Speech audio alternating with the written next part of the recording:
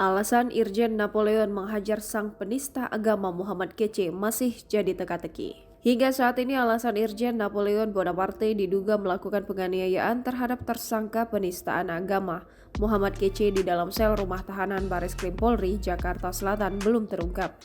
Keduanya diketahui ditahan di rutan Bareskrim Polri. Untuk menindaklanjuti laporan Muhammad Kece, polisi sudah memeriksa 3 saksi hingga mendalami kemungkinan ada pihak lain yang membantu. Ia menyampaikan pihaknya juga berencana memeriksa Irjen Napoleon Bonaparte terkait kasus tersebut. Pemeriksaan itu bertujuan agar mengetahui kronologi dugaan penganiayaan itu. Di sisi lain, Andi menyampaikan pihaknya juga telah memeriksa 3 saksi dalam kasus tersebut. Mereka semua adalah narapidana yang berada di rutan Bareskrim Polri.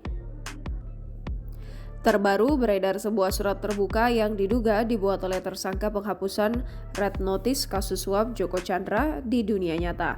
Napoleon membuat pernyataan untuk menjawab dugaan penganiayaan terhadap tersangka kasus penodaan agama Muhammad Kece di dalam tahanan. Kuasa hukum Napoleon, Haposan Batubara, mengonfirmasi surat terbuka yang terdiri dari 5 poin itu. Kelima poin itu disampaikan Napoleon karena apa yang dilakukan Muhammad Kece dianggapnya dapat membahayakan kerukunan umat beragama di Indonesia.